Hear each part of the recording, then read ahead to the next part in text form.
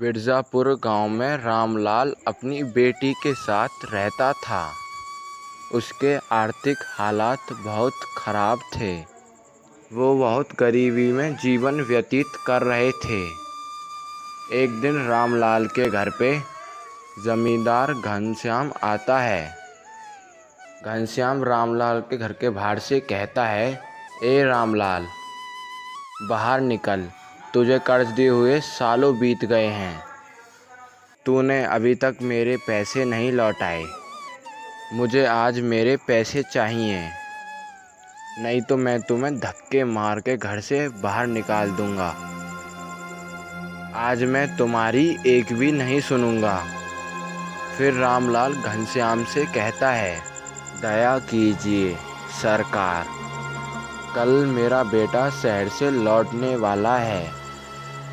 मेरा बेटा आते ही मैं सबसे पहले उसे आपके पास भेज दूंगा और आपके सारे पैसे लौटा दूंगा। सिर्फ 2 दिन रुक जाइए। फिर जमींदार घनश्याम कहता है, बस अब बहुत हो गया।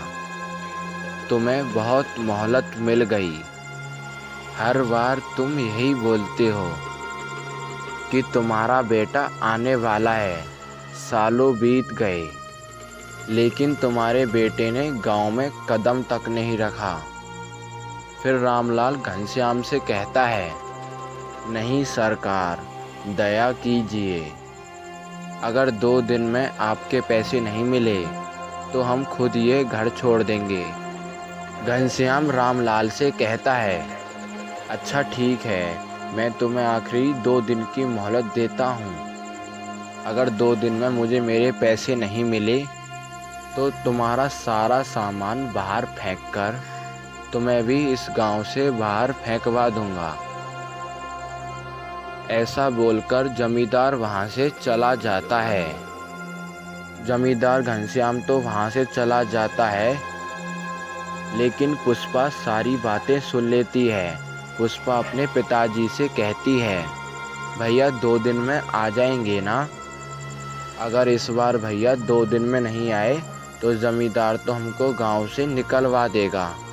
रामलाल कहता है, तुम फिक्र मत करो बेटी, अमर ने कहा है वो आता ही होगा और उसने पैसों का भी इंतजाम कर लिया है। वह आते ही मैं जमींदार के सारे पैसे लौटा दूंगा। 2 दिन बीत जाते हैं। 2 दिन के बाद रामलाल के घर पे एक गांव का आदमी आता है। आदमी बहुत ही चिंतित होता है। गांव का आदमी दौड़ता हुआ रामलाल के पास आता है और रामलाल के घर पे आके कहता है, अरे रामलाल, गजब हो गया।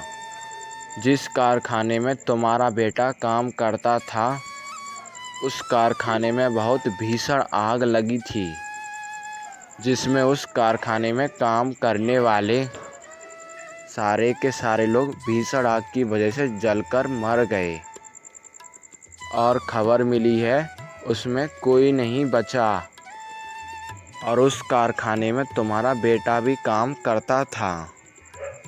ये सुनकर रामलाल के ऊपर दुखों का पहाड़ टूट पड़ता है। ये सुनने के बाद रामलाल का दिल बहुत ही टूट जाता है। 2 दिन हो जाते हैं। 2 दिन बाद रामलाल के गांव में बाहर से एक आदमी सूटकेस लेकर आता है और वो एक आदमी को रोकता है। अरे भाई साहब, ज़रा रुकिए तो, ये रामलाल का घर कहाँ है? क्या आप मुझे बता सकते हैं? फिर गांव का आदमी पूछता है, तुम कौन हो? तब वो आदमी बताता है, आप तो जानते ही होंगे, रामलाल का बेटा कारखाने में आग लगने की वजह से उसकी मौत हो गई।